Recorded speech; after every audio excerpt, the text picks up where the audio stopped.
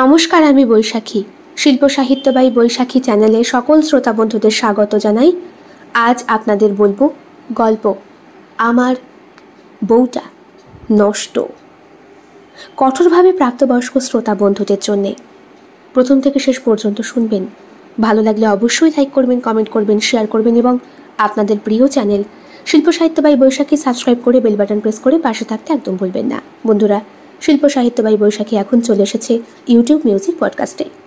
ইচ্ছে করলে আপনারা সেখান থেকেও গল্প শুনতে পারেন এবং আপনাদের ব্যক্তিগত মতামত আমার সঙ্গে শেয়ার করতে পারেন। আজ আপনাদের বলবো গল্প আমার বউটা নষ্ট। গল্প পাঠ এবং গল্প লেখায় আমি বৈশাখী বিশ্বাস দেবনাথ। গল্পটি কঠোরভাবে প্রাপ্তবয়স্ক এবং প্রাপ্তমনস্ক শ্রোতা বন্ধুদের জন্যে। যাদের ভালো লাগবে না তারা অবশ্যই এড়িয়ে যাবেন। শুরু হচ্ছে আজকের গল্প আমার বউটা নষ্ট। গল্প পাঠ এবং গল্প লেখায় আমি বৈশাখী বিশ্বাস দেবনাথ।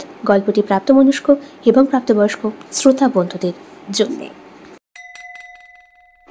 হাতের মধ্যে শক্ত করে ধরে রীতিমতো দীর্ঘক্ষণ নাড়ানাড়ি করার পর সেখান থেকে বেরিয়ে আসা তরল গাঢ় সাদা রঙের রসটা ঝকঝক করে খেয়ে নিল নারীটি এবং খাওয়ার সঙ্গে সঙ্গে তার ঠোঁটের কষ বেয়ে গড়িয়ে পড়া সেই রসটাকে আঙুল দিয়ে চেটে নিয়ে আরও একটি রস আস্বাদনের জন্যে হাতে নিতে শুরু করলো আরও একটি উত্থিত শক্ত দণ্ড। সোজা দৃশ্যের দরজার কাছেই দাঁড়িয়ে থাকা পুরুষ মানুষটির শরীরে কামের পরিবর্তে জেগে উঠেছে অসম্ভব রকমের ঘৃণা, অভিমান, অনুযোগ। কোথাও যাচ্ছ? হ্যাঁ গো, একটা জরুরি মিটিংয়ে। বলছি আমার ফিরতে কিন্তু রাত হবে। এটা আবার নতুন কি? অক্ষয়, এমন করে বলো না, আমার রোজগারেই কিন্তু তোমার চিকিৎসা হচ্ছে। বিদীপ তার কথা শুনে অক্ষয় চুপ হয়ে যায়। হুইল চেয়ারটা ঠেলে খানিকটা আগিয়ে যায় বিদীপ তার দিকে। আয়নার সামনে একটা টুলের ওপরে বসে নিজেকে সজ্জিত করছে বিদীপতা। ঠোঁটে দিল লাল লিপস্টিক, চোখে আইলাইনার, মুখে হালকা মেকআপ, কপালে ছোট্ট একটা কালো টিপ। সিঁদুর না পড়লেই নয়, সেই রকম ভাবেই সিঁথির মাঝখানে সামান্য একটু দিয়ে চুলটাকে উল্টে আঁচড়ে নিল যাতে বিবাহিতের কোনো চিহ্ন না থাকে শরীরে। কানে পড়ল ছোট্ট ছোট্ট লাল রঙের চকচকে স্টোন বসানো দুটো দুল। গলায় একটা রূপোর চেন, তাতেও একটা ছোট্ট লাল স্টোনের লকেট ঝুলছে। পরনের শাড়িটা গাঢ় লাল এবং পাড়টা কালো রঙের। পরনে স্লিভলেস লাল কালারের ব্লাউজ, পিঠটা অসম্ভবভাবে বের করা। পিঠের পেছন দিকটায় হুকের বদলে ব্লাউজটা একটু এক্সট্রা কাপড় দিয়ে সেইখানে সুন্দর একটা পনি মতো বাঁধা রয়েছে। খোলা পিঠের মাঝখানে কাঁধ অবধি চুলগুলো যেন খেলা করে বেড়াচ্ছে দেহের নগ্ন ওই অংশটাতে। ফর্সা শরীরে লোমের চিহ্ন মাত্র নেই। হাত পা সবগুলোই বেশ লম্বা লম্বা গড়নের। নাকে ছোট্ট একটা ডায়মন্ডের নোজপিন পরা। সূর্যের আলো জানলা দিয়ে প্রবেশ করেছে আয়নার কাছে থাকা এই অংশে। জানলার মধ্যে প্রতিফলিত হয়ে যেন বিদীপ তার নাকে গিয়ে খেলা করছে। হাতের রিস্টওয়াচটা পড়তে পড়তে বিদীপটা ভ্রুকুটি করে তাকায়। কি দেখছো? তোমায় দেখছি। আমাকে এখনো কত সুন্দর লাগে না? দেখে মনেই হয় না বয়স যে 30 ছাড়িয়ে গেছে। শাট আপ, এই বয়সটা কি বয়স নাকি? নেহাত অল্প বয়সে বিয়ে করেছিলাম তাই। আমি বরং এখন আসি, বুঝলে? মামনকে উঠিয়েছ? কখন? উঠে স্কুল চলে গেল, গাড়ি এসে নিয়ে গেছে।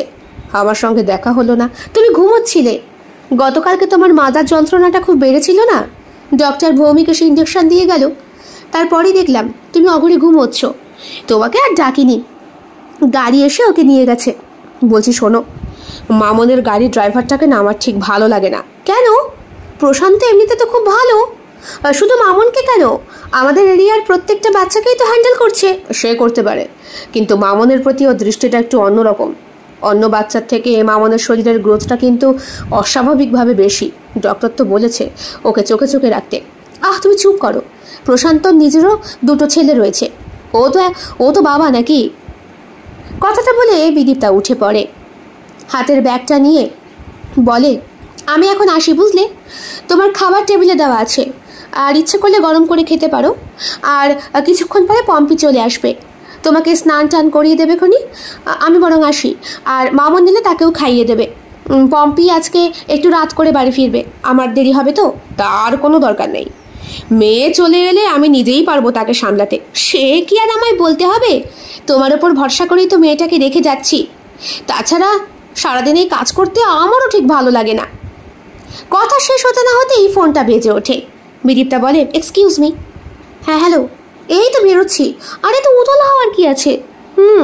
সবটা মিটিয়ে বেরোতে হবে তো। কে ফোন করেছে? আমার অফিসের বস ফোন করেছে। আসি, হ্যাঁ। হাসে অক্ষয়, সাবধানে যেও। ছোট্ট একটা বাড়ি, 3টে রুম, সামনে রয়েছে খোলা বারান্দা। ভেতরে ঢুকলেই ডান দিকে সিঁড়ি পড়ে, সেইখান থেকেই ওপরে উঠে যাওয়া যায়। সিঁড়ির তলায় আলাদা একটা শৌচাগার রয়েছে। ভেতরে প্রবেশ করার পর ডাইনিং স্পেসটার সামনে বিরাট বড় 32 ইঞ্চি কালার টিভি। সোফা সেটের ওপর বসে সকলে মিলে দেখবে সেই জন্যে। সোফার পেছনে রয়েছে একটা এসি বসানো। বাঁ হাতে রান্নাঘর, সেটাও বেশ শৌখিন এবং মডিউলার কিচেন সেটআপ স্টাইলে করা। ডাইনিং সেটে 4টে চেয়ার, একটা ছোট্ট কাঁচের টেবিল, বেশ শক্ত কাঠ দিয়ে তৈরি করা নিচের পোর্শনটা, আর চেয়ারগুলো বেশ ভারী কাঠের।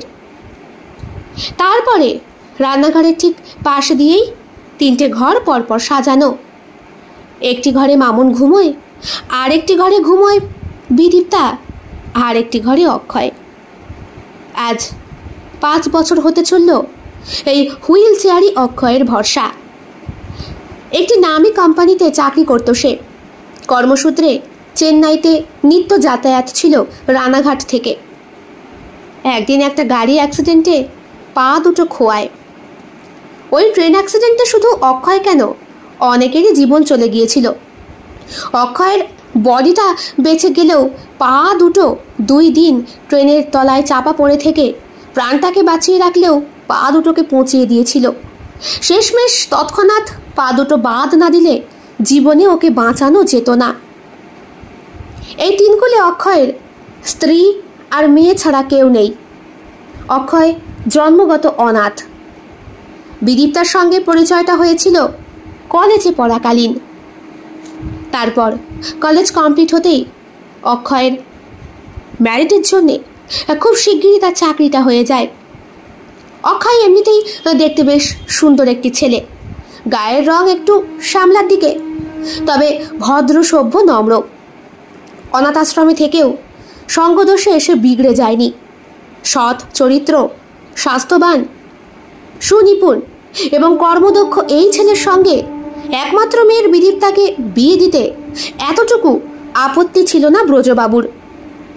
অক্ষয় কলেজ কমপ্লিট করে বছর 3 তার খুব ঘনিষ্ঠ এক বন্ধুর বাড়িতে কাটিয়ে সেইখানেই চাকরির পরীক্ষায় পাশ করে রীতিমতো চেন্নাইতে চাকরি পায় এবং ঢোকার সঙ্গে সঙ্গেই মাইনে সেখানে 65,000 টাকা। এরপরে বছর 2 ঘুরতে না ঘুরতেই 1.5 লাখের অঙ্কে গিয়ে ঠেকে। এত অল্প বয়সে চাকরি পেয়ে সাত তাড়াতাড়ি বড়লোক হওয়াটা বোধহয় অক্ষয়ের ভাগ্যে সই ছিল না। বিদীপ্তাকে বিয়ে করার 1 বছরের মাথাতেই মামনের জন্ম হয়।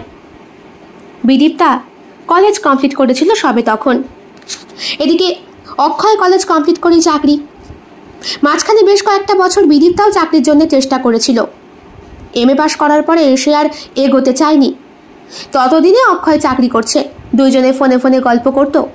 চোখে চোখে ইশারার প্রেমটা কখন যেন একটা দৈহিক, মানসিক সব রকম দিক থেকে সম্পর্কের সূত্রপাত ঘটায়।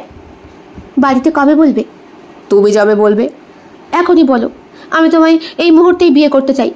আরে বাবা, আমি আর তুমি তো রাজি। ইচ্ছে করলে এক্ষুনি তোমায় তুলে নিয়ে গিয়ে কালীঘাটে বিয়ে করতে পারি। কালীঘাটে না, আমি অনুষ্ঠান করেই করব। তুমি তখন চাকরি করছো। তাছাড়া MA করে ফেলেছি, আর দরকার নেই। এবার বিয়ে করে সত্যি সত্যি MA হব। মানে মা বলে হেসেছিল বিদীপ্তা। পার্কের মাঝখানে ওই নির্জন সিটের মধ্যে বসে বিদীপ্তাকে জড়িয়ে ধরে চুমু খেয়েছিল অক্ষয়। বলেছিল, এই চুমুতে এখন কাজ হবে না মশাই, এখন অন্যরকম চুমু লাগবে। তাই এভাবে আমাকে উত্তেজিত করছো? না, আর কতদিন বন্ধুর বাড়ি থাকবে? এবার একটা বাড়ি কেনো। বাড়ি বললেই হয় নাকি? কেন হবে না? আমি বাপিকে বলে রেখেছি তোমার কথা। সে কি? আমি কিন্তু ঘুষ টুস নেব না বিয়ে করতে গিয়ে। আরে ধুর, তোমার তো কেউ নেই আমি ছাড়া, সেটা কি আমি জানি না? বাপিকে বলতে বাপি ভীষণ খুশি হয়েছে, বিশেষ করে তোমার কেউ নেই জেনে। বাপি বলছে ভালোই তো, এমন জায়গায় টোপ মারলি, তুই ছাড়া যার কোনো গতি নেই। তাই তোমার বাবা এমন বলেছে? হ্যাঁ, তাছাড়া ছোট থেকেই বাবা মা আমাকে একটা কথাই বলতো, ভালোবাসলে কোনো অনাথ ছেলেকে দেখে ভালোবাসবি, যার তুই ছাড়া কোনো গতি থাকবে না। আর সেটাই সত্যি হয়ে গেছে নাকি? একদম সত্যি হয়ে গেছে। বলে শেষ কথাটা বিদীপ্তা জড়িয়ে ধরেছিল অক্ষয়কে। তারপরই বেশ বীর পুরুষের মতো সাহসিকতার সঙ্গে বিয়ের কথাটা গিয়ে পারে সে ব্রজবাবুর কাছে। উনি তো প্রথম বেশ দনমনো করলেও অক্ষয়ের ভালো ব্যবহার, তার স্বাস্থ্য, তার চরিত্র, সব কিছুতে তিনি ঘায়েল হয়ে গিয়েছিলেন। ঠিক আছে বাবা, আমারও একটা মাত্রই মেয়ে, ওকে ঘিরে আমার প্রচুর স্বপ্ন। গ্র্যাজুয়েশনের পরপরই তোমার কথা ও আমাকে বলে রেখেছে। তো মাঝখানে বেশ কয়েকটা বছর গ্যাপ হয়ে গেল, ও এমএ পড়লো, চাকরির চেষ্টাও করছে বেসরকারি কোম্পানিতে। সরকারি চাকরি দিয়ে এখন ধুয়ে কাজ নেই, করতে গেলেই লাখ লাখ টাকার খরচ, হবে কিনা তার নেই ঠিক। তারপরে কোনো কারণে যদি প্যানেল বাতিল হয় তাহলে তো কপাল পুড়লো। সুতরাং আমি ওইসব দিকে যেতে বারণই করি। বেসরকারিতে করুক, থাকতে থাকবে, না থাকলে যাবে। তাছাড়া ও আমার একমাত্র মেয়ে, আমার যা আছে সব তো ওর। ভুলে যেও না, আমি কিন্তু এক সময়কার জাঁদরেল উকিল। হ্যাঁ স্যার, আমি সেটা জানি, বিদীপ্তা আমাকে সবটাই বলেছে। আপনার কাছে আমি কোনো রকম যৌতুক দাবি করি না, আমি শুধু বিদীপ্তাকে চাই। আপনি ওকে একটা লালবার শাড়ি পরিয়ে আমাকে দিয়ে দিন, আমি ওর স্মৃতিতে সিঁদুর দিয়ে রাঙিয়ে নিজের সঙ্গে করে নিয়ে যাই। ও আমার বেঁচে থাকার একমাত্র অবলম্বন স্যার। ব্যাস ব্যাস বাবা, এর বেশি কিছু আমি শুনতে চাই না। কি গো লতা, কি শুনলে? আমার তো ছেলেকে এক দেখাতেই পছন্দ, 4 হাত এক করে দাও দেখি। কিন্তু বাবা, আমার একটা শর্ত আছে। কিরকম শর্ত আঙ্কেল? শর্ত হলো একটাই যে এখন থেকে আঙ্কেল ছেড়ে বাবা বলতে হবে। আর একটা শর্ত, আমার একটা বাড়ি আছে, এই যখন থাকতাম রানাঘাটে তখনকার সময় কেনা, সেখান থেকে কোর্টে যাতায়াত করতে সুবিধে হতো। তা সেই বাড়ি পড়ে রয়েছে, সম্পূর্ণ ফাঁকা। তা আমি চাই উপহার হিসাবে সেই বাড়িটা তোমার নামে লিখে দিতে। না না আঙ্কেল, মাফ করবেন, যদি আপনার দিতে ইচ্ছেই হয় একান্তই আপনার মেয়ের নামে দিন। কারেক্ট, এই না হলে পুরুষ মানুষ। কিন্তু আমি মেয়ের নামে দেব না, কারণ আমার মেয়ের নামে অলরেডি অনেক সম্পত্তি আমি দিয়েছি। তোমার নামেও কিছু দিয়ে যাওয়াটা আমার কর্তব্য, যেহেতু তোমার বাবা মা নেই। আঙ্কেল, অবশ্যই। তুমি যখন আমার মেয়ের হাত ধরছো তখন তোমার ওপরেও আমার তো কিছু অধিকার বর্তে নাকি? সে তো অবশ্যই। এরপরে আর বেশি কথা বলতে পারেনি অক্ষয়। রেজিস্ট্রি হয়, আর সেই দিনই উকিল ডেকে ওনার রানাঘাটের বাড়িটা অক্ষয়ের নামে উনি দিয়ে দেন, এবং অক্ষয়কে কিনে নিতে হয় সামান্য কিছু অর্থ দিয়ে, যদিও পরে সেই টাকাটা উনি আবার ওকে ফেরত দিয়ে দিয়েছিলেন। রক্তের সম্পর্ক নেই তো, সেই জন্যে। বিদীপ্তা ব্যাপারটা জেনে ভীষণ খুশি হয়েছিল, বাপিকে জড়িয়ে ধরে অনেক আদর করেছিল। তারপরই কয়েকজন পাড়া প্রতিবেশী আর বন্ধু বান্ধব নিয়ে শুভ পরিণয় সুসম্পন্ন হয়। বিয়ের পরপরই বৌভাত মিটে গেলেই ওরা হানিমুন করতে যায় গোয়াতে। সেইখান থেকে ফিরে এসে 1.5 মাস পরই বিদীপ্তার বমি শুরু হয়। বিদীপ্তা জানায় সুখবরটা। অক্ষয় ভীষণ খুশি, বিদীপ্তাকে বুকের মধ্যে জড়িয়ে ধরে বলে, আমার একটা ফ্যামিলি হবে, ভাবতে পারছো? আমার একটা ফ্যামিলি হবে, সব তোমার জন্য, সব তোমার জন্য। তুমি আমার লাইফে না এলে সত্যি একটি মেয়ের জীবনে অবশ্যই প্রয়োজন আছে। তুমি না হলে আমি পূর্ণ হতাম না। কে ভার বহন করতো আমার বীজের? তুমি গর্ভে স্থান দিয়েছো, তুমি আমার কাছে মাতৃরূপে নাও। থাক থাক থাক থাক, বউকে আর মা বানিয়ে দিও না, বাচ্চাটা হোক, তারপর তো আমাদের সম্পর্কটা স্বাভাবিক নাকি? আরে বাবা, তুমি যখন মা হবে তখন একজন মা, আর যখন আমার সঙ্গে থাকবে তখন তুমি আমার প্রেমিকা আর স্ত্রী, আর আমার শেষ জীবনের সঙ্গী। বিদীপ্তা বলে, আমি তোমাকে পেয়েছি বলে সারা জীবনের জন্য ধন্য হয়েছি। বেশ ভালোই চলছিল সব কিছু। মেয়েটা হলো, সুস্থ সবল হলো। দেখা করার জন্যে শ্বশুর মশাই শাশুড়ি মা এই বাড়িতে এলেন। অক্ষয় নিত্য যাতায়াত করত। মাঝে ওর পোস্টিংটা চেন্নাই থেকে বেশ খানিকটা দূরে। নিত্য যাতায়াত বলতে মাসে একবার করে আসতো। আর এইখানের বাড়িতে দেখাশোনা করার জন্যে বরাবরই ওর সাথে রয়েছে একজন কাজের মাসি, পম্পি। সে এসে দেখাশোনা করে। কিন্তু এর পরপরই যত বিপত্তি আসতে শুরু হয়, বাচ্চাটা হওয়ার ঠিক বছর 2 মাথায় কাজের প্রেশার এতটাই বাড়ে যে অক্ষয় বাড়িতেই আসতে পারে না। ভীষণ চাপ। একদিন, এই তো প্রায় মাস 3 পরে বাড়ি এসে অক্ষয় দেখে বিদীপ্তা বাড়িতে নেই। ছোট্ট মেয়েটিকে ওর শাশুড়ি মায়ের কাছে রেখে গিয়েছে। শাশুড়ি মা বলতে অক্ষয়ের শাশুড়ি মা, বিদীপ্তার মা। হে কি বাবা, তুমি ফোন টোন করনি? সারপ্রাইজ দেবো বলে এলাম। মামুন কেমন আছে? ভালো আছে, জ্বর এসেছিল, এখন সুস্থ। ও মা, ও কোথায়? ও তো একটু বেরিয়েছে বাবা। বেরিয়েছে বলতে? হ্যাঁ, ওর বহুদিনের পুরনো এক বান্ধবী রত্নার সঙ্গেও দেখা হয়েছিল। ওই ডাক্তার দেখাতে গিয়েই রত্নাও তার ছেলেকে নিয়ে গিয়েছে। আমিও গেছিলাম। সে অনেক কাকতি মিনতি করলো, তাই গেছে একটু দেখা করতে। ও আচ্ছা আচ্ছা, আমাকে তো কোনো সময় বিয়ের আগে এরকম কোনো বান্ধবীর কথা বলেনি। কি করে বলবে? তোমাদের সঙ্গে আলাপটা কদিনের মাত্র। আর অল্প দিনে কি আর মানুষকে সম্পূর্ণভাবে চেনা যায়, নাকি তার কোনো খবর রাখা যায়? কথাটা কেমন যেন খোঁচা দিয়ে গিয়েছিল অক্ষয়ের মনের মধ্যে। তাই বিদীপ্তাকে সে চিনতে পারেনি। এতগুলো বছর ওর সঙ্গে মেলামেশা করে ফোনে কথা বলেও চিনতে পারেনি। হতেই পারে। এরপর আর কথা বাড়ায়নি অক্ষয়। হাত মুখ ভালো করে ধুয়ে জামা কাপড় চেঞ্জ করে মেয়ের সাথে খেলা করতে বসেছিল। শাশুড়ি মা আর পম্পি মিলে রান্নাবান্না করে খাইয়েছে। রাত যখন প্রায় 9টা বাজে, তখন অক্ষয় বেশ উতলা হয়ে ওঠে। মা, একটু ফোন করবেন? ফোন করেছি বাবা, ধরছে না, কি জানি, বুঝতে পারছি না কেন। সেই দিন রাতে বাড়িই আসেনি বিদীপ্তা। এদিকে পরের দিনই অক্ষয়ের ফিরে যেতে হবে। একটি রাতের জন্যে বিদীপ্তাকে আর মামুনকে সঙ্গ দিতে এসেছিল সে। মেয়েকে তো রীতিমতো আদর টাদর করে নিজের কোলের মধ্যেই ঘুম পাড়িয়ে দিয়েছে, শাশুড়ি মা খাইয়ে দিয়েছে। কিন্তু বউ, তারটা কি করে কি হবে?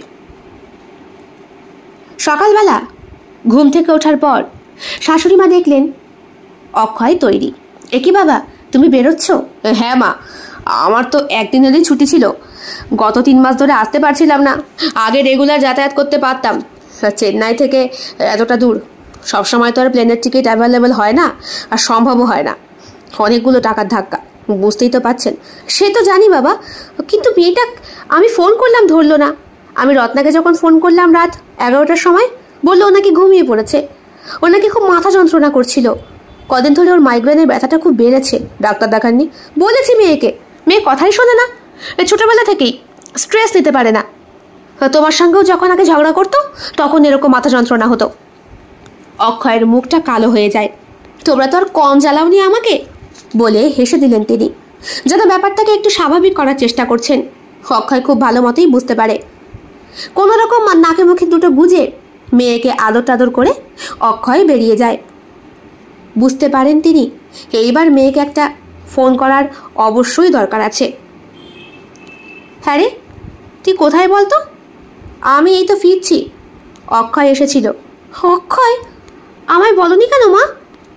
তোকে তো ফোন করেছিলাম রে মা, তুই তো ফোনটাই রিসিভ করলি না। কি করে কি করবো বল? কথাটা শুনে মনটা একেবারে খারাপ হয়ে যায় মেয়েটার। আমি তো বুঝতে পারিনি ও আসবে। তাহলে কি করতিস? তাড়াতাড়ি চলে আসতিস। হ্যাঁ, দেরি হয়ে গেল। এদিকে অক্ষয় অভিমানের চোটে একবারও ফোন করে দেখেনি তার আদরের স্ত্রীকে। সেই ট্রেনটাই অ্যাক্সিডেন্ট হয় এবং রাতারাতি নিউজ চ্যানেলে খবরটা টেলিকাস্ট হওয়ার পরপরই বিষয়টা নিয়ে প্রশাসন নাড়াচাড়া দিয়ে ওঠে এবং মিডিয়াতে খবরটা প্রকাশ হয়ে যায়। সেই থেকে অক্ষয় হুইল চেয়ারে বসা, পা দুটো বাদ, উঠে বসার ক্ষমতাটা পর্যন্ত হারিয়ে ফেলেছে। স্ত্রীর অন্যে ওকে বেঁচে থাকতে হয়। খারাপ লাগে ওর। জমানো পুঁজি যতটুকু ছিল চিকিৎসাতেই খরচ হয়ে গিয়েছে। শ্বশুর মশাই দেওয়ার চেষ্টা করেছিলেন, কিন্তু শ্বশুরের টাকা নিতে অক্ষয়ের রুচিতে বাঁধে। তাই শেষ পর্যন্ত সংসার চালানোর জন্যে বিদীপ্তাকেই নামতে হয় সংসার যুদ্ধে। মাঝে মধ্যে মা এসে এখন থাকে। যখন ছোট ছিল মামনকে নিয়ে তখন বেশি প্রবলেম হতো। এখন অবশ্য সমস্ত প্রবলেমটা কাটিয়ে উঠতে পেরেছে। মেয়ে এখন অনেকটাই বড়, নিজের কাজ নিজেই করতে পারে, স্নান করতে পারে, পটি করে পরিষ্কার করতে পারে, খেতে পারে। পড়তে বসে মাঝে মধ্যে একটু অসুবিধে হলে অক্ষয়কে দেখায়, সে দেখিয়ে দেয়। আর সন্ধেবেলা বিদীপ্তা বাড়িতে এসে মেয়েকে নিয়ে বসে। মেয়ে সারাদিন কি করলো না করলো, স্কুলের কাজ, কার সঙ্গে ঝগড়া করেছে, কে বকেছে, কে মেরেছে, সবটা। বেশ ভালোই। তবুও সেই দিন রাতের ওই একটা রাতের মিসিং ব্যাপারটা অক্ষয় যেন আজও মেনে নিতে পারে না। প্রতি পদে পদে ওর মনে হয় কোথায় যেন একটা গোপন রহস্য লুকিয়ে রয়েছে ওই এক রাতের মিসিংয়ের মধ্যেই। সেই দিন সন্ধেবেলা প্রবল ঝড় বৃষ্টি ওঠে। মামুন চলে এসেছে অনেকক্ষণ। বাড়িতে এসে পম্পির সাথে রীতিমতো খেলাধুলা করেছে। পরের দিন স্কুল ছুটি। যখন ডাকলো অক্ষয়, মামুন স্কুলের কাজ নেই? বাপি কালকে তো ছুটি। ও আচ্ছা আচ্ছা, খেলো খেলো, আমি খেলছি। এটা শুনে অক্ষয় নিজের ঘরে গিয়ে দরজাটা বন্ধ করে দেয়, ল্যাপটপটা খুলে বসে। পা দুটোকে চিকিৎসা করে সুস্থ করবার জন্যে বিভিন্ন রকমের পদ্ধতি দেখতে শুরু করে। কিন্তু ওর পা দুটো তো কাটা। কৃত্রিম উপায়ে যদি এখন কোনোভাবে পা বসানো যায় এবং সেই পা যদি অক্ষয় ক্যারি করতে পারে, তাহলে অথবা ডাক্তারের সুনিপুণ হাতের দক্ষতায় অক্ষয় স্বপ্ন দেখে সে আবার উঠে দাঁড়িয়েছে, আবার সে অফিস জয়েন করেছে, আবার সে উজাড় করে দিতে পারছে নিজেকে বিদীপ্তার কাছে। ঠিক যেই রকমভাবে বিয়ের পরপর নিজের সর্বস্বটুকু দিয়ে বিদীপ্তাকে সে ভালোবাসত। আবার কোলে নিয়েছে ছোট্ট মামুনকে। আবার ওদের সংসারটা ভরে উঠেছে অনাবিল আনন্দের খুশিতে। দেখতে দেখতেই হঠাৎ করে এক জায়গায় একটা ফোন নাম্বার দেখতে পায়। সেখানে স্পষ্ট করে লেখা আছে, যাদের পা হারিয়ে গিয়েছে অথবা হাত, তারা এখানে যোগাযোগ করতে পারেন। এইখানে স্পেশাল পদ্ধতিতে সব রকমের ট্রিটমেন্ট করা হয়। প্রয়োজনে নকল হাত পা লাগিয়ে তাদেরকে সাহায্য করা হয় আরেকবার পৃথিবীর সমস্ত স্বাদ আস্বাদন করার জন্য। অক্ষয় সেখানে ফোন করে। একটি মেয়ে ফোন রিসিভ করে। কণ্ঠস্বরে অক্ষয় বুঝতে পারে বোধহয় অল্প বয়সী কোনো বাচ্চা মেয়ে। হ্যালো, হ্যাঁ, আপনাদের প্রতিষ্ঠানের নাম্বারটা দেখলাম। হ্যাঁ হ্যাঁ, বলুন স্যার, কি বলতে চাইছেন? আমার পা দুটো। ওকে স্যার, আপনি যদি আমাদের সঙ্গে যোগাযোগ করে কাজ করতে চান, তাহলে আমি আপনাকে কয়েক সেকেন্ডের মধ্যেই একটি একটি মেল পাঠাচ্ছি। সেখানে ফোন নাম্বার দেওয়া থাকবে, ওইখানে যোগাযোগ করে নেবেন। আপনার এই নাম্বারে মেল লিখে নিন। বলার পরে অক্ষয় মেয়েটি সবটাই হয়তো নোটবুকে লিখে নেয়। বলে, স্যার দেখুন তো চেক করে মেলটা পৌঁছেছে কিনা। অক্ষয় অ্যান্ড্রয়েড ফোনটা হাতে নিয়ে দেখে, হ্যাঁ হ্যাঁ, মেল এসেছে। প্লিজ স্যার, আপনি ওই নাম্বারের সঙ্গে যোগাযোগ করে নিন। আমাদের প্রতিষ্ঠানে যারা কাজ করে প্রত্যেকেই শহরের বিভিন্ন জায়গায় ছড়িয়ে ছিটিয়ে রয়েছে, আর সবার কাজের ক্যাটাগরি খুব ভালো। আপনার যাকে পছন্দ তাকে নিতে পারেন। আপনি আগে কথা বলুন, তারপরে তাদের প্রত্যেকের কোয়ালিফিকেশান, বয়স। আপনি ভুল ভাবছেন, আমি কিন্তু ট্রিটমেন্টের জন্যই বলছি, কোনো সেক্স পার্টনার। এ কি স্যার, সরি, ওইসব নোংরা কাজ করা হয় না। এখানে কোনো সেক্স পার্টনারের কথা বলা হচ্ছে না। এখানে আপনাকে ট্রিটমেন্ট দেবে এমন ফিজিওথেরাপিস্টের কথা বলা হচ্ছে। প্রচুর মেয়ে রয়েছে, প্রচুর ছেলে রয়েছে পেটের তাগিদে যারা ঘুরে বেড়াচ্ছে, আপনাকে তারা ট্রিটমেন্ট দেবে। এবার আপনার নকল পা লাগানোর প্রয়োজন অবশ্যই আছে। যখন আপনার পা দুটো নেই, সেইটা ডক্টর করবে। আগে তারা যাক, গিয়ে দেখুক। তবে স্যার একটু খরচ সাপেক্ষ। অক্ষয় বলে, সে খরচ নিয়ে চিন্তা করতে হবে না। তবে আপনি শিওর যে আমি পা ফিরে পাবো? একদম শিওর স্যার। আপনাকে কয়েক মাস আমাদের প্রতিষ্ঠানে থেকে চিকিৎসা করাতে হবে। থেকে মানে? হ্যাঁ স্যার, প্রথমে আপনি যাকে খুশি যোগাযোগ করতে পারেন। আপনার কাছে যে নাম্বারটা দেওয়া আছে ওইখানে যোগাযোগ করলেই আপনাকে একটা লিস্ট পাঠিয়ে দেওয়া হবে। সেখান থেকে আপনি কথা বলে নেবেন। তারপরে আমাদের প্রতিষ্ঠানের সঙ্গে আপনাকে সরাসরি যুক্ত হতে হবে। ছোট্ট করে একটা অপারেশন হবে, আপনার নকল পা লাগানো হবে। সেই পা নিয়ে চলাফেরা করার সমস্ত ট্রেনিং আপনাকে দেওয়া হবে। তার জন্য আপনাকে এখানে থাকতে হবে। বাড়ি থেকেই করানোটা সম্ভব নয়, কারণ এখানে অনেক পেশেন্টের মাঝে একটা রেষারেষির মতো প্রতিযোগিতা হয়। প্রত্যেকেই বেঁচে থাকতে চায়, আর একবার উঠে দাঁড়াতে চায়, আর একবার হাত দিয়ে ভালোবাসার মানুষটাকে কাছে টানতে চায়, অথবা নিজের সন্তানটাকে কোলে নিতে চায়। ফোনের ব্যক্তির কথা শুনে অক্ষয়ের চোখ থেকে টপ টপ করে জল পড়তে শুরু করেছে। আজকে কতগুলো দিন হয়ে গেছে মেয়েটা চোখের সামনে এসে গুড়গুড় গুড়গুড় করে, নাচন কোদন করে। কতবার বাপি বাপি বলে বায়না করতে গিয়েও বাপির হুইল চেয়ারের পা দুটো দেখে ওই ছোট্ট মুখটা কেমন যেন হয়ে যায়। বোঝাই যায় বলতে চায় আমাকে একটু কোলে নাও না, কিন্তু নেওয়ার মতো ক্ষমতা হয়ে ওঠে না ওর। এই বাচ্চাটাকে বিদীপ্তা থেকে অক্ষয় খুব বেশি ভালোবাসে। যতই হোক, যার বংশ নেই সে বোধহয় বংশধরের গুরুত্বটা খুব ভালো করেই বোঝে। সে ছেলেই হোক আর মেয়েই হোক, ওই সন্তানটাকেই আঁকড়ে বেঁচে থাকতে চায়।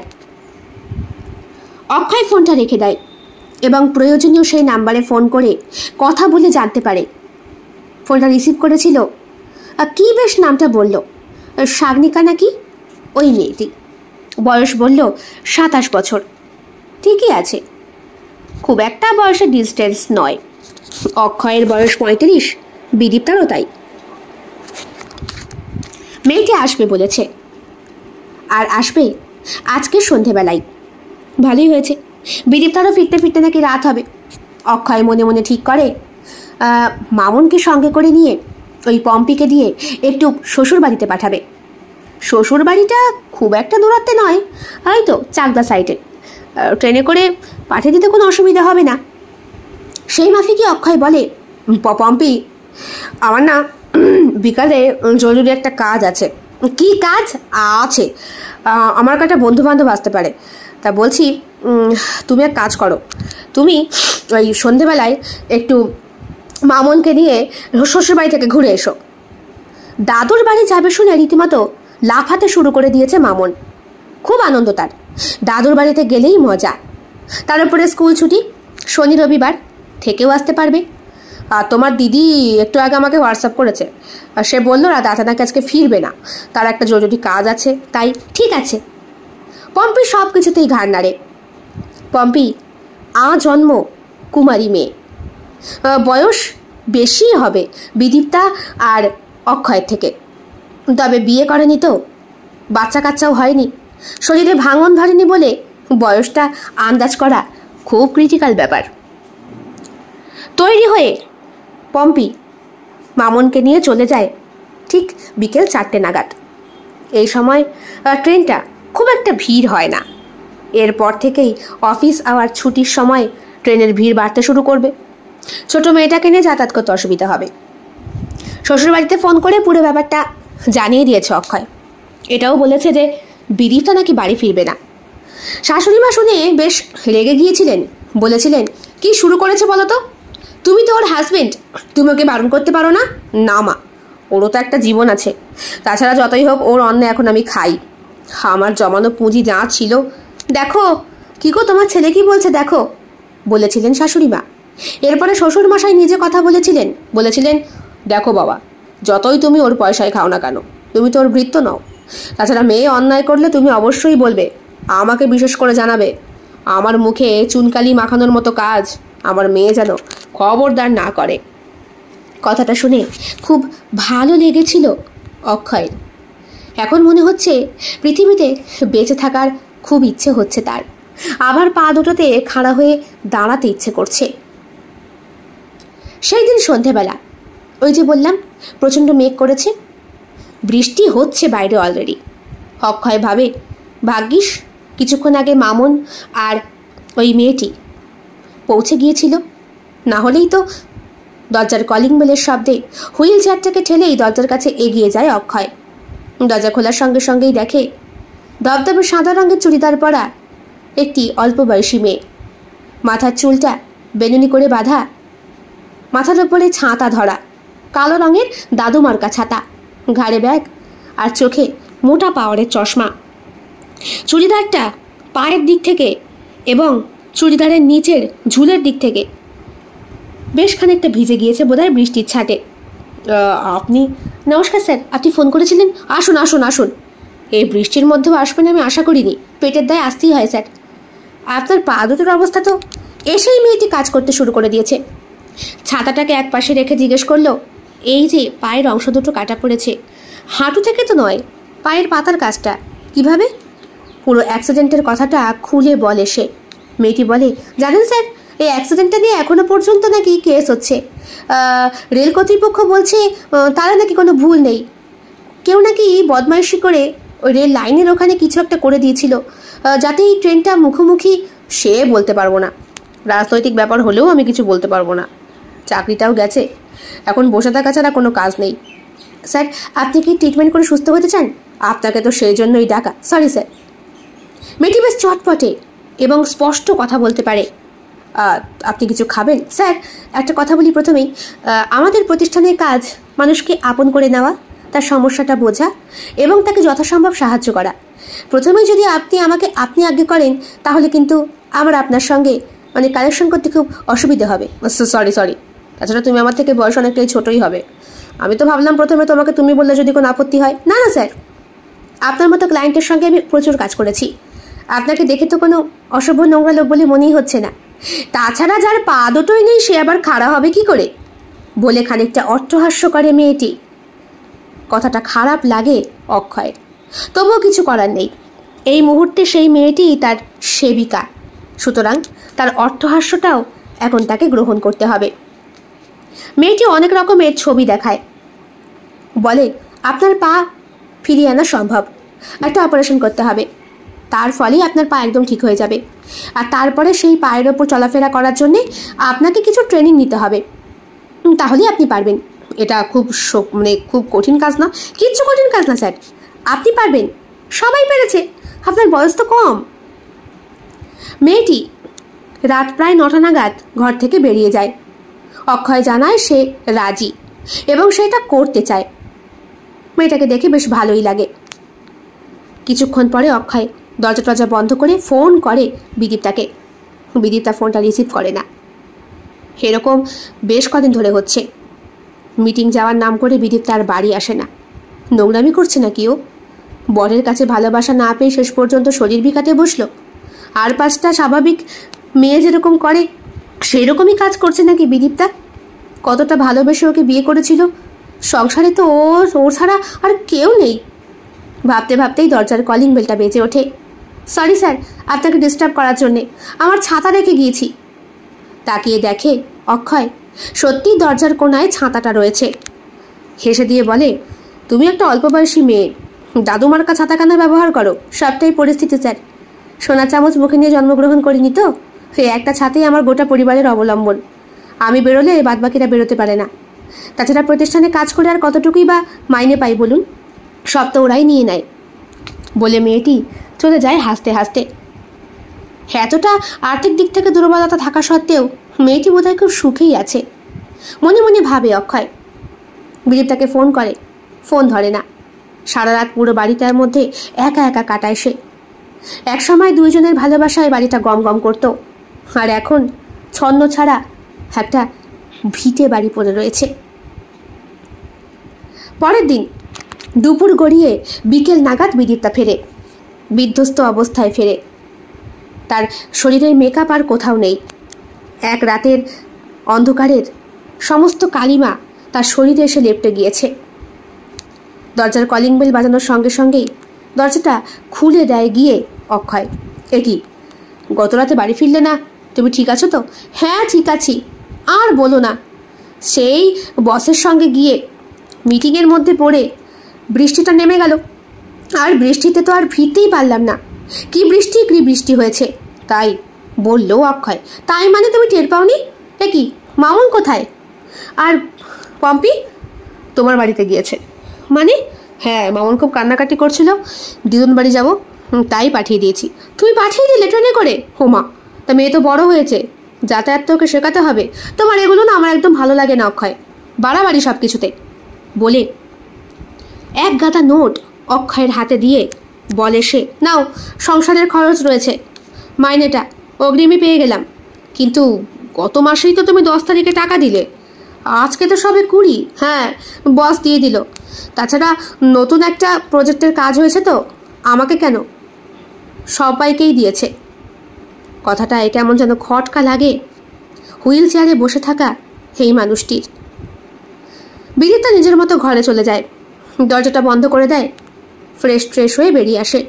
তার প্রায় ঘন্টাখানেক ওর জন্যে গরম গরম চা বানিয়েছে অক্ষয়। হুইল চেয়ারে বসলেও সে গ্যাসে নাগাল পায়, এবং এটুকু সে করতেই পারে। মেয়েটা কখন আসবে? আজকে থাকবে বলেছে। তাহলে ভালোই হলো। কিছুক্ষণ পরে আমাকে আবার বেরোতে হবে। এই তো এলে, এসেই আরে হ্যাঁ গো হ্যাঁ, আমার কি আর বসে থাকার জো আছে?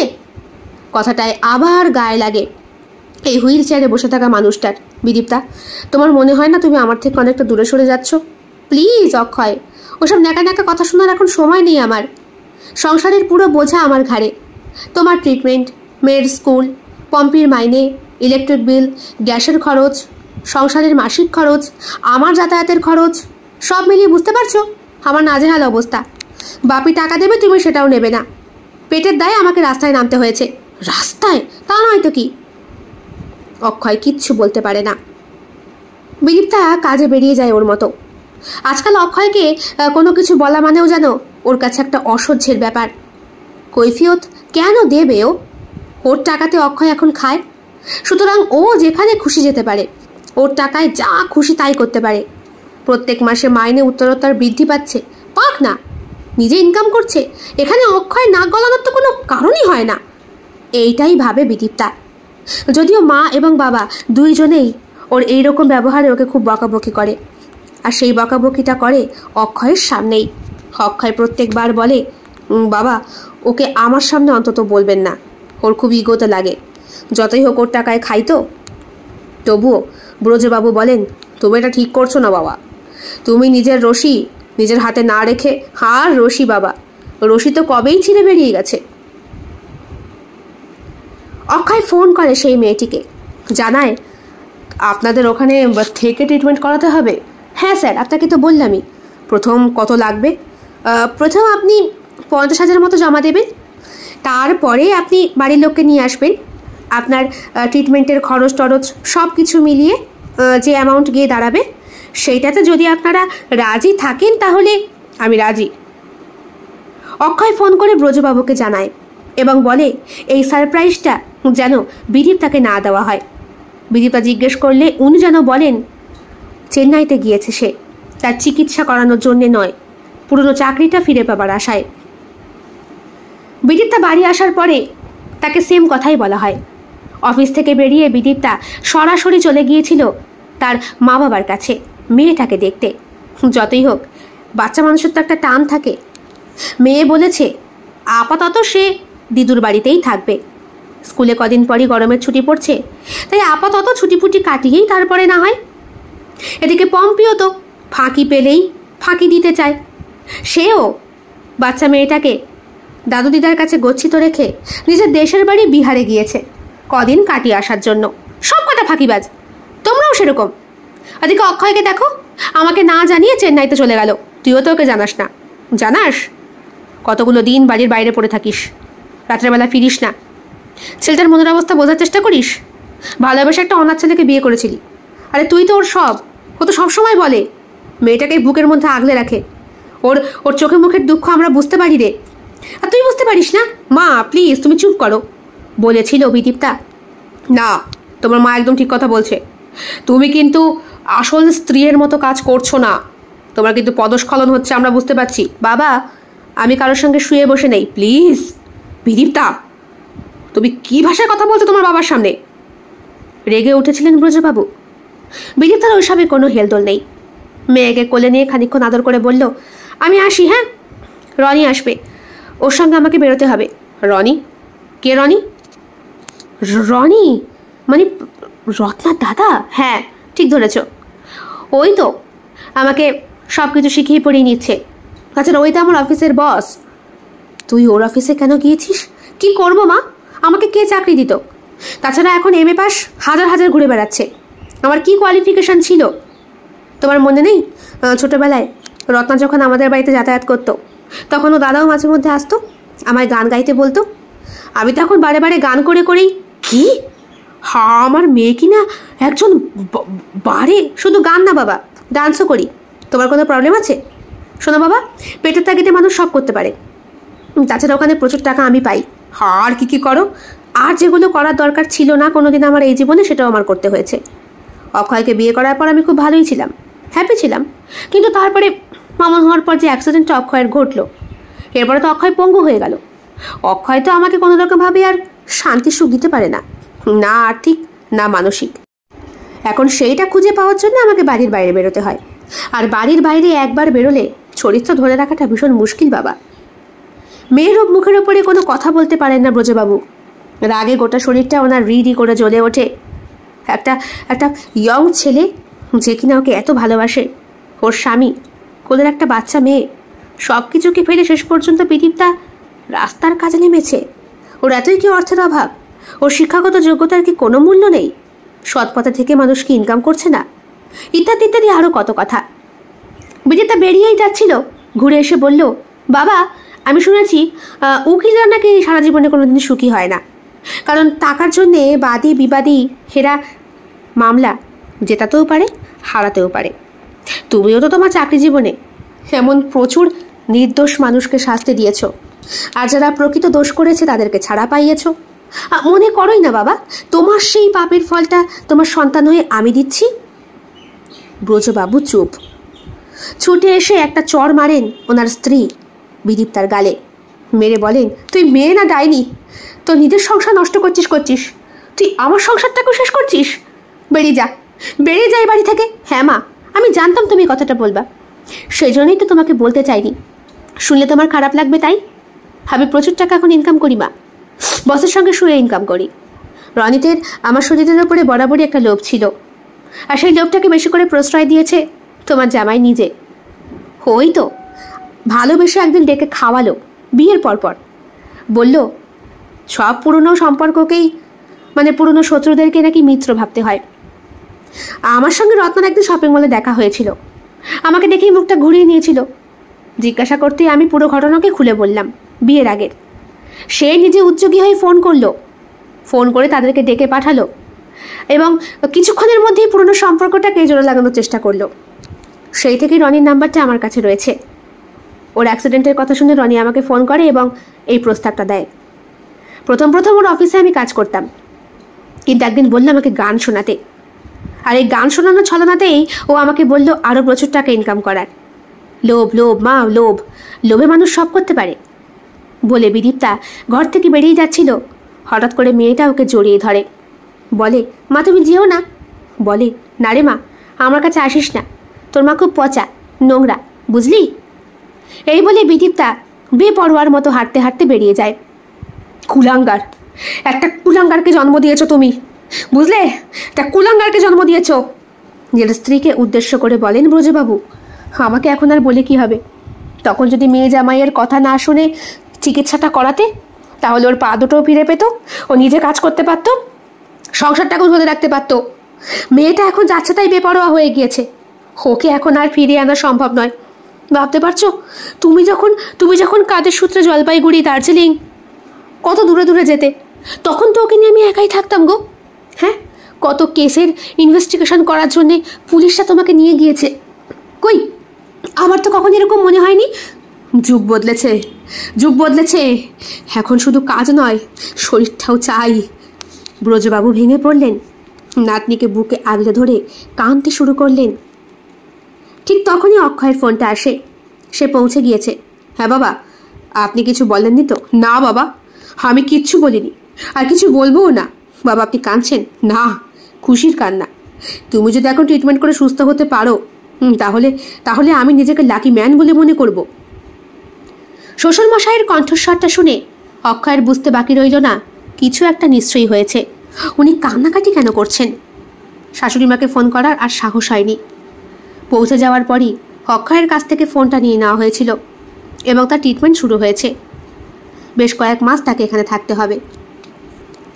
স্যার, আপনার পা দুটো কিন্তু লাগানো সম্ভব, ওখানকার ডক্টর বললেন। তার সঙ্গে সঙ্গে ফিজিওথেরাপির প্রয়োজনও রয়েছে।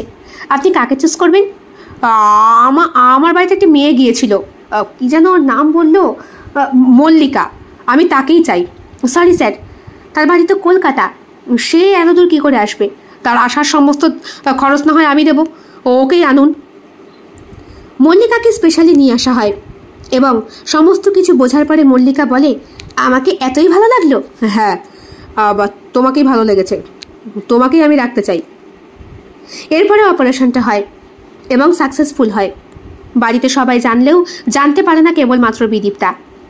সে নিজের কাজে মশগুল, আজ এখানে কাল ওখানে, বসের সঙ্গে বিভিন্ন জায়গায়, এখন তো আবার নাকি স্টেজেও সে শো করছে, তার গানের নাকি সুখ্যাতি ছড়াচ্ছে। শুধু গান তো নয়, তার সঙ্গে শরীরটারও। বুঝতে বাকি রয় না অক্ষয়ের। অক্ষয় তবুও চাইছে সব কিছু ভুলে গিয়ে ওকে গ্রহণ করতে, যতই হোক স্ত্রী তো। স্যার, আপনার বউটা আপনার সঙ্গে কি করে আছে বলুন তো? কেন? না, সেই দিন বাড়ি থেকে দেয়ালে একটা মস্ত বড় ছবি দেখলাম, বোধহয় আপনার মেয়ে, আপনি আর আপনার বউয়ের। হ্যাঁ, কেন? না, আপনি তো আজকে থেকে এই হুইল চেয়ারে নয়, অ্যাক্সিডেন্টটা হয়েছে তো বহু বছর আগে, তখন থেকেই এই হুইল চেয়ার। আপনি কেন ট্রিটমেন্টটা করাননি? বলেছিলাম বিদীপ্তাকে, সে বলল দরকার নেই। কেন বলেছিল সেটা কি একবারও ভেবে দেখেননি? না, আমার স্ত্রীকে আমি খুব বিশ্বাস করি এবং ভালোবাসি, বলেছিল অক্ষয়। পাটা বসে বসে টিপে দিচ্ছিল মেয়েটা। অক্ষয়ের কাছে কথাটা শুনে যেন আঘাত পেল। এই কয়েকদিনে অক্ষয়কে খুব ভালো করে সে লক্ষ্য করছে। মল্লিকার মধ্যেও নতুন একটা পুরুষকে স্পর্শ করার শিহরণ যাচ্ছে। প্রথম যেই দিন টয়লেটে গিয়ে পড়ে গিয়েছিল অক্ষয়, সেই দিনই ওর শরীরের উপর হাত দিয়ে ওকে টেনে হুইল চেয়ারে বসাতে বাধ্য হয়েছিল মল্লিকা।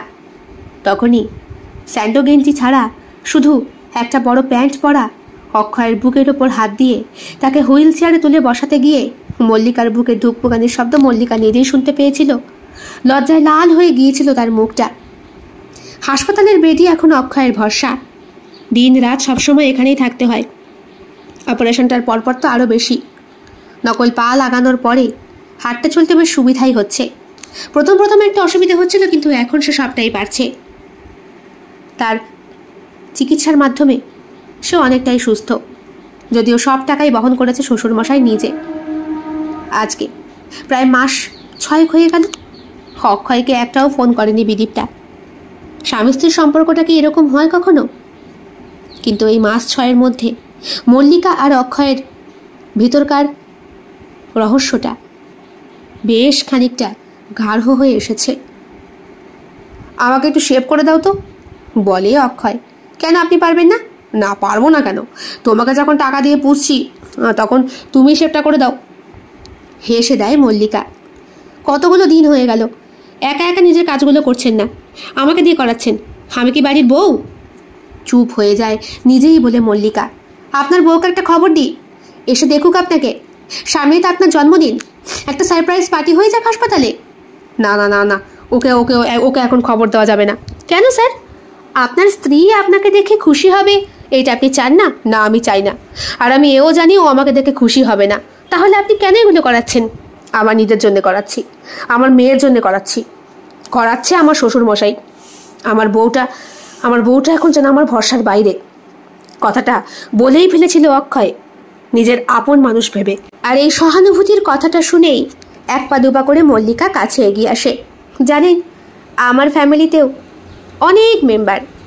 আমরা 3টে বোন, 2টো ভাই, বাবা মা 2জনই উপার্জনে অক্ষম। সংসারের ভার আমরা সবাই বহন করে চলি। আমি কিছুটা দিই, বোনরা কিছুটা দেয়, ভাইয়েরা কিছুটা দেয়, প্রত্যেকেই বড় পিঠোপিঠি। তাই ইনকামটা কিন্তু সবাই করি স্যার, কিন্তু চরিত্রতে কখনো কালিমা লাগতে দিইনি। আমি এই কাজের সঙ্গে আজ থেকে যুক্ত নয়। আমার বয়স এখন 25 বছর, গত 5 বছর ধরে যুক্ত। কলেজে পড়তে। তোমায় দেখে তো মনে হয় না, দেখে একটু বেশি মনে হয়, তাই না? সবটাই ঘাটতির জন্যে, পুষ্টির অভাব। তোমার অন্য কিছু করতে মন চায় না? সব কিছু করতে আমার মন চায়, কিন্তু আমার পরিস্থিতিটা অন্যরকম। আমি যদি এখন কারোর সঙ্গে নোংরামি করতে যাই, হয়তো কাউকে যদি মনে মনে ভালোবেসে ফেলি, তাকে বিয়ে করে এই সংসার ছেড়ে অন্য কোথাও গিয়ে দূরে নিভৃতে একা থাকতে চাই তার সাথে, সেটা সম্ভব না, কারণ আমার উপরে দায়িত্ব রয়েছে। অক্ষয় চুপ করে শোনে। আমার উপরে দায়িত্ব রয়েছে পুরো সংসারটার। আমি জানি আমার উপার্জনের সামান্য কিছু অংশ সংসারে না ঢাললে আমার ভাই বোনগুলো পেরে উঠবে না, কিন্তু তোমার ভবিষ্যৎ আমার আর কি, ওদের মাঝখানেই তো আমার ভবিষ্যৎ, ওরাই তো আমার সব। সংসারে থাকতে গেলে নিজেকে উজাড় করে দিতে হয়। কোনো রকমভাবে নিজের দিক থেকে কর্তব্যের ত্রুটি রাখতে নেই। অন্তত আমার বাবা মা আমাকে এইটাই শিখিয়েছে। অক্ষয় বলে, আমাকে কোনো বাবা মাই শেখায়নি, থাকতাম তো আশ্রমে, সেখান থেকে সবটা শেখা। বিদীপ্তা আমার সব, আর আমার মেয়েটা, ওই দুজনকে ছেড়ে সংসারে আমি আর কিছু ভাবতে পারি না। বিদীপ্তা যতই ভুল করুক না কেন, স্বামী হিসাবে আমার কর্তব্য ওকে ক্ষমা করে দেওয়া। আপনি অনেক বড় মনের মানুষ স্যার, আপনার নিশ্চয়ই ভালো হবে। সত্যি বলছো? হ্যাঁ স্যার। জন্মদিনের দিনই অক্ষয় ঠিক করে বিদীপ্তাকে সত্যি সত্যি সারপ্রাইজ দেবে। সে রানাঘাটে চলে এসেছে এবং এসেই উঠেছে তার শ্বশুরের ভিটেতে। হাঁটছে চলছে দেখে রীতিমতো উৎসাহিত হয়ে পড়ে মামুন। ইতিমধ্যেই তার স্কুলের পরীক্ষা হয়ে গিয়েছে। এতদিন পরে বাবাকে দেখে কান্নায় ভেঙে পড়েছিল। পরে বলেছে, মাকে আমি বলিনি তুমি তো চিকিৎসা করাতে গেছো। তোমায় কে বললো? আমি তো সেদিন শুনেছি দিদুর কাছে। মা জানে তুমি তুমি একা একা ওই দূরে কাজের জন্য গেছো। মেয়েকে আদর টাদর করে বলে, মা আসে বাড়িতে? রোজ আসে না বাবা, মাঝে মাঝে আসে। চোখের ইশারায় ওকে চুপ করতে বলে শাশুড়ি মা। ব্রজবাবু বলে, থাক, মেয়ের মুখ থেকে সবটা ওকে শুনতে দাও, জানা উচিত। আমাদের মেয়েকে ভালোবেসে পছন্দ করে ও বিয়ে করেছে। ওর আছেটা কি? হ্যাঁ, দেখে বলো তো, ওর আছেটা কি? ও চিকিৎসা করে সরাসরি কিন্তু তোমার মেয়ের কাছে ধরা দিতে এসেছে। ও কিন্তু পারতো আমার টাকাগুলো নিয়ে অন্য কোথাও গিয়ে থাকতে, বেইমানি করেনি। অনাথ হলেও ও ভালোবাসে, আর তার কি মূল্য দিচ্ছে তোমার মেয়ে? বলতে বলতে ফোন আসে বিদীপ্তার। থাক থাক, এখন কেউ কথা বলো না। হ্যাঁ বল। ফোনটা রিসিভ করেন উনি। কি? হ্যাঁ, তুই চেন্নাই যাবি কেন? ও অক্ষয়ের খোঁজ করতে। অক্ষয় পাশ থেকে ইশারা দেয়, বলে বলতে ওকে অক্ষয় আজকেই ফিরবে। অক্ষয় আজকেই ফিরবে? আমি আমি আমি জানলাম, এই তো তোর মা বলেছেন, ধর। বলে স্ত্রীর কানে ফোনটা গুঁজে দিয়ে নিজে দায়সারা কাছ থেকে বাঁচলেন। মা ভুজুং ভাজুং কিছু একটা ঠিক বলে দিতে পারবে, বললেনও তাই। আমার মন বলছে রে মা। হ্যাঁ, আমার চোখ লাফাচ্ছে, আরে আমার হাত চুল করছে। আমার মন বলছে জামাই ঠিক আসবে। এমন করে ফোনটা রেখে দেওয়ার পর অক্ষয় হেসে দেয়, আজকে ওকে একটা সারপ্রাইজ দেবো, বাড়িতে গিয়েই দেবো। ও কি বললো? ও তো মনে হলো খুশি। খুশি না ছাই, রেগে গেছে। ও নাকি আজকে অক্ষয়ের খোঁজ করতে ওর বসের সঙ্গে যাচ্ছিল। অক্ষয় আসবে শুনে রীতিমতো খ্যাপা ষাঁড়ের মতো হয়ে উঠেছে। তাছাড়া পম্পিও তো আজকাল আর আসে না, মেয়েটা তো এখানেই থাকছে। এই শোনো, তোমার মেয়েকে কিন্তু এখানকার স্কুলে অ্যাডমিট করে দিয়েছি, আমাদের কাছে। তোমার বউ তো থাকে না, তাই কি করব? আমরাই মানুষ করি, আমাদের আরেকখানা মেয়ে বলে মনে করে। বাবা, আমার ভাবতেও অবাক লাগে, নিজের রক্তের মেয়েকে এমন করে তাচ্ছিল্য নয় বাবা। আমার আমার মানে ওকে বড় করে তোলা, শিক্ষা দেওয়া, এইসবে ত্রুটি ছিল। তা না হলে এরকম কুলাঙ্গার একটা মেয়ে জন্ম দিই? অক্ষয় চুপ করতে বলে শ্বশুরমশাইকে। বাচ্চা মেয়েটার সামনে নিজের মায়ের সম্পর্কে এমন বাজে কথা ছোটদের ওপরে খুব খারাপ মানসিক প্রভাব ফেলে। উনিও চুপ করে যান। পরের দিন অক্ষয় সুন্দর করে সেজে গুজে রেডি হয়, সারপ্রাইজ দেবে। জন্মদিনের দিনটা পার করে ফেলেছে সে। বিদীপ্তা জানে অক্ষয় আসবে, কিন্তু অক্ষয় আসেনি। পরে মাকে ফোন করে খুব ঝাড় দেয়। আজকে কতগুলো দিন হয়ে গেছে অক্ষয় ফোন করে না। এও বলে, বিদীপ্তা তোমরা সব জানো ও কোথায় গেছে, কি করছে। আমার ফোনটা ধরে না, কতবার হোয়াটসঅ্যাপ করেছি। কতবার করেছিস? গেছে তো প্রায় 6 মাস হলো। খোঁজের মতো খোঁজ করলে ছেলে চলে আসতে বাধ্য হতো। দেখ, তোকে ছেলে ছুড়ে দিয়ে হয়তো চলে গেছে, গেলেই তো বাঁচি।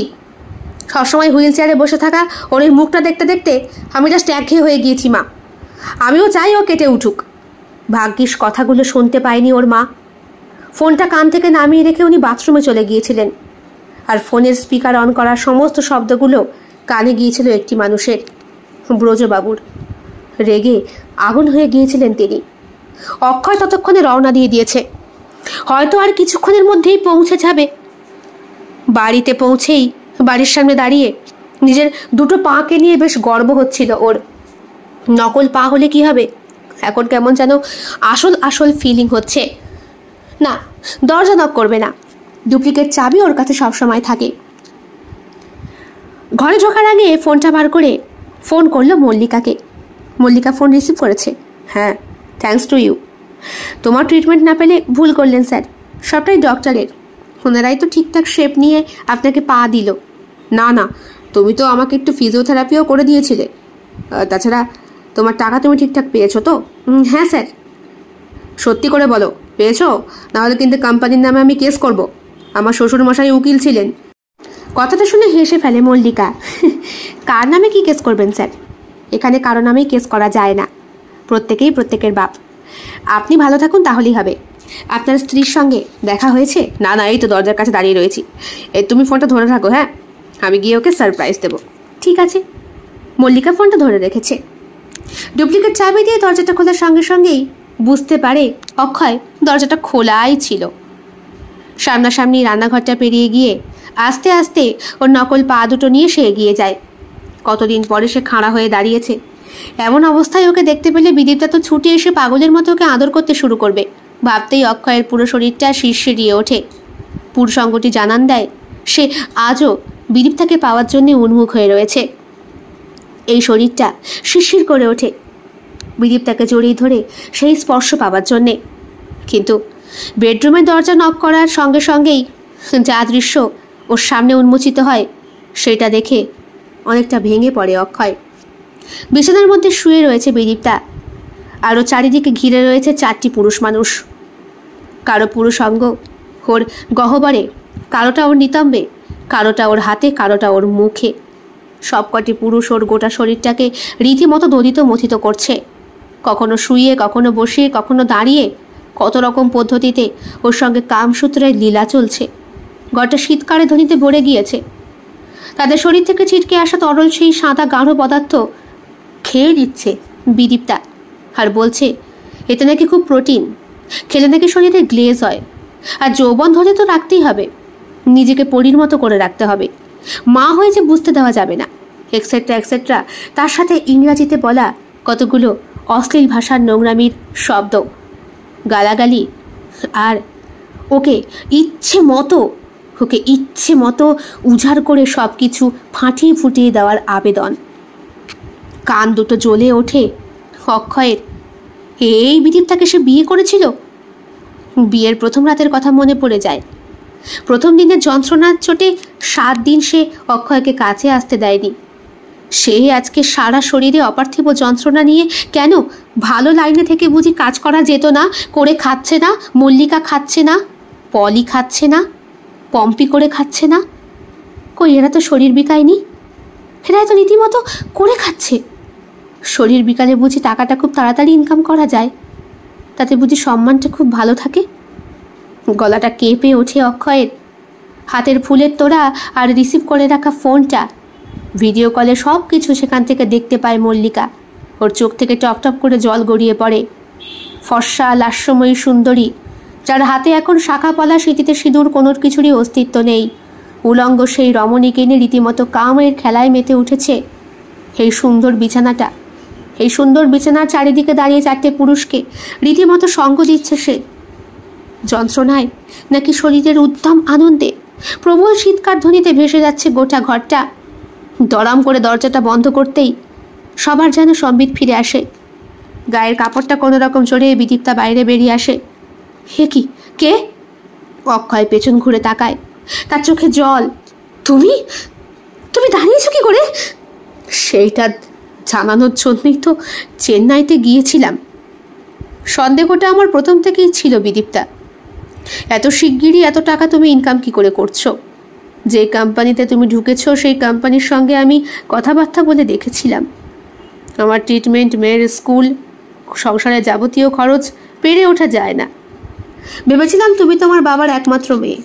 আমি টাকা না নিলেও শ্বশুরমশাই আমাকে যতটা স্নেহ করেন তাতে উনি সাহায্য করতেন। তাছাড়া ওনার সম্পত্তি তুমি ছাড়া ভোগ করবেই বা কে? কিন্তু তুমি দেখো অক্ষয়, আমি যেটা করেছি ঠিক করেছি। প্রচুর টাকার দরকার। দেখো, তুমি একটু বসো না। আর তোমার পা ফিরে এসেছে, আমি খুব খুশি না ছাই। তুমি আমার সব ছিলে। এইভাবে তুমি আমাকে ঠকাবে আমি জাস্ট আশা করিনি। তুমি বসো না, আমি তোমাকে জল দিচ্ছি। ঘরের মধ্যে থাকা প্রত্যেকটি পুরুষ এক এক করে বেরিয়ে যায়। স্যুট বুট পোশাক পরা শক্ত সামর্থ্য পুরুষ মানুষ। তারা নোট দিয়ে যায় তারা বিদীপ্তার হাতে, আর ধন্যবাদ দিয়ে যায় ইংলিশ ভাষায় এবং নেক্সট টাইম এসে আরও বেশিক্ষণ থাকবে বলে তাকে জানায়, গত 6 মাসে তুমি এইসব করেছো কেন? তোমার সাথে যে কাজ করতো তোমার বস রনি তো আমাকে এই পথে এনেছে। ছোটবেলা থেকে রনি আমায় খুব পছন্দ করতো, কিন্তু আমি ওকে পছন্দ করতাম না। আমাকে রনি কাজ দিল তোমার অ্যাক্সিডেন্টের পর। তারপরে রনি আমাকে লোভ দেখালো গান গেয়ে ইনকাম করার। প্রথমে বার, তারপরে বিভিন্ন রকমের অনুষ্ঠান মঞ্চ, তারপরে স্বনামধন্য ব্যক্তিদের সামনে আমাকে বাইজি বানিয়ে ছাড়লো। একের পর এক শরীরের পারদ খুঁজতে খুঁজতে আমি নগ্ন হলাম ওদের সামনে, আর তারপরে শরীরটাকে ভাসিয়ে দিলাম। আমি জানতাম এই সমাজ আমাকে এমনি এমনি ছেড়ে দেবে না। তার উপরে আমার বাবা একজন জাদরেল উকিল ছিলেন। তার মেয়ের যখন সংসারের দিকে এমন অবস্থা, বাদী বিবাদী পক্ষের অনেকেই আমার বাবার ওপরে ক্ষিপ্ত। আমার ওপরে রাগ না তুলতে পারলেও আমার মেয়ের ওপরে তুলত। তাই আমি সব রকমভাবে তোমার কোনো কথা আমি বিশ্বাস করি না। আমি জানি তুমি বিশ্বাস করবে না। রাগ করো না প্লিজ। দেখো দেখো আমি ভুল করে ফেলেছি। তুমি তখন সুস্থ হয়ে গিয়েছো। এখন না হয় তুমি তোমার এই পা দিয়ে আবার কাজকর্ম করতে পারবে। আমি এসব ছেড়ে দেবো। রনিকে আমি সবটা বলে দেবো। এটা খাও, এটা খাও। এটা কি? তোমার জন্যে জল নিয়ে আসলাম। বলতে বলতে জলও নিয়ে আসলে। তুমি ঘেমে গিয়েছো। আমার ঘামের থেকে তোমার ঘামের দুর্গন্ধটা বেশি ছড়াচ্ছে। যাও গিয়ে স্নান করে এসো। এত কিছুর পরও তুমি আমায় ক্ষমা করবে না? ক্ষমা করার মতো কোনো ভাষা তুমি রেখেছো বিদীপ্তা? হ্যাঁ, ছি ছি ছি ছি ছি। তোমার শিক্ষাগত যোগ্যতা দিয়ে তুমি কি অন্য কিছু করতে পারতে না? দেখো, লেকচার সবাই মারে, নোংরামি সবাই করে, বাজে কথা বলো না। মল্লিকাকে চেনো? ভদ্র ঘরের একটি মেয়ে। আমাকে ট্রিটমেন্ট করেছে আমার আয়া। কেন তোমার বাড়িতে কাজ করা পম্পি, সেও তো। বিদীপ্তা চুপ করে থাকে, একদম চুপ। রাগে জ্বলে উঠছে সম্পূর্ণ শরীরটা এই মুহূর্তে অক্ষয়ের। কিছুটা নিজেকে কন্ট্রোল করতে পারছে না। ছুটতে গিয়ে বিদীপ্তার গলাটা টিপে ধরে সে।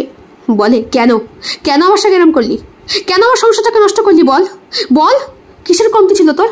তোর বাপের টাকা তুই নিতে পারতিস না? হ্যাঁ, তোকে সেই গতর দিতেই হলো। তোকে নোংরা হতেই হলো। নোংরা অসভ্য মেয়ে মানুষ বলে ঠাঁটি একটা চড় মারে সে। এবং বিদীপ্তা ছিটকে গিয়ে পড়ে রান্নাঘরের কাছে। গ্যাস রাখা ছিল কালো রঙের ব্ল্যাকস্টোনের ওপরে। সেইখানে ওর মাথার পেছনটা লেগে গল গল করে মেঝেতে রক্ত গড়িয়ে পড়ে। কিছুক্ষণের মধ্যেই শরীরটা কয়েক সেকেন্ড নড়াচড়া করে নিথর হয়ে যায় সারা জীবনের জন্যে। ছুটে আসে অক্ষয়, পা হানিয়ে বসে পড়ে। বলে, দেখো দেখো, তোমার জন্য আমি পা লাগিয়ে এসেছি। প্রচুর টাকা খরচ হয়েছে তোমার বাবার। তোমাকে ভালোবেসে সেগুলো আমায় শোধ করতে হবে। তুমি যা খুশি করো, তুমি আমার স্ত্রী। তাকাও তাকাও। বিদীপ্তা বিদীপ্তা বিদীপ্তা। বিদীপ্তা আর তাকায় না। ঘাবড়ে যায় অক্ষয়। টেবিলের ওপরে রাখা জলের গ্লাসটা থেকে ঢকঢক করে জল খেয়ে নেয়। হাতে ফোনটা বার করে ফোন করতে যাবে, তৎক্ষণাৎ বুঝতে পারে ওর পেটের ভেতরটা জ্বলে পড়ে ছাড়খাড় হয়ে যাচ্ছে। কিছুক্ষণের মধ্যেই মুখের ভেতর থেকে টাটকা লাল গাঢ় রক্ত বেরিয়ে এসে গলার মধ্যে হাত দিয়েই বিদীপ্তার পাশেই ধপ করে বসে পড়ে অক্ষয়। মামন, সাবধানে যা মা। হ্যাঁ দিদু, তুমি সাবধানে থেকো। দাদু তুমিও। ছোট্ট মামুন এখন অ্যাডাল্ট। সে বিজ্ঞানী হতে চায়, সায়েন্স নিয়ে পড়াশোনা করছে। বাবা মার অকস্মাৎ মৃত্যুর পর এই দাদু দিদাই তার বেঁচে থাকার অবলম্বন। তবে নিজের মেয়ের ক্ষেত্রে যা যা ভুল করেছেন তা আর করতে চান না ব্রজবাবু। যতটা স্বাধীনতা মেয়েকে দিয়েছিলেন, যার জন্য সে বেলেল্লা হয়ে গিয়েছিল, নিজে মরে জামাইটাকেও খুন করেছিল। জলের গ্লাসের মধ্যে মিশিয়ে রেখেছিল একটা বিষ। অক্ষয়কে দিয়ে ওকে মারার প্ল্যানই ছিল ওর। অক্ষয়ই ছিল ওর পথের কাঁটা। তাকে সরিয়ে দিতে পারলে রনির সঙ্গে সে পাড়ি দিত দুবাইতে। সেইখানে শরীরী ব্যবসায় প্রচুর টাকা ইনকাম হয়। টাকার লোভ যে একবার পেয়েছে, সেইখান থেকে বেরিয়ে এসে কোনোদিনই আসতে পারেনি। কোনো না কোনোভাবে টাকা তাকে তাড়িয়ে তাড়িয়ে পালিয়ে নিয়ে বেরিয়েছে। পুলিশ কেস হয়েছিল, তবে বেশিক্ষণ আর চালাতে পারেননি। অক্ষয়ের একুলে কেউ নেই, বউ ছাড়া। আর সেই বউ যখন বেইমানি করেছে, তখন সেই কেস আর চালিয়ে কি হবে? মামুন দেখতে সম্পূর্ণ ওর বাবার মতো হয়েছে। মনে মনে এখন কল্পনা করেন ওনারা, চরিত্রটাও যেন বাবার মতোই হয়। কারণ বড় হতে গেলে সুন্দর মুখশ্রীর সঙ্গে সঙ্গে সৎ চরিত্রটাও খুব দরকার হয়। কেমন লেগেছে আজকের নিবেদন? কমেন্ট বক্সে কমেন্ট করতে কেউ ভুলবেন না। আর ভালো লেগে থাকলে অবশ্যই লাইক করবেন, শেয়ার করবেন এবং আপনাদের প্রিয় চ্যানেল শিল্প সাহিত্য বাই বৈশাখী সাবস্ক্রাইব করে অবশ্যই পাশে থাকবেন। দেখা হবে অন্য আরও একটি ভিন্ন স্বাদের গল্পের সঙ্গে খুব শিগগিরই। বন্ধুরা, বেল বাটন প্রেস করতে কিন্তু একদম ভুলবেন না নতুন গল্পের নোটিফিকেশন চট জলদি পেয়ে যাবার জন্যে। দেখা হবে খুব শিগগিরই আরও নতুন একটি ভিন্ন স্বাদের গল্পের সঙ্গে। সবাই খুব ভালো থাকবেন, সুস্থ থাকবেন এবং শরীরের যত্ন নেবেন। বিদায়।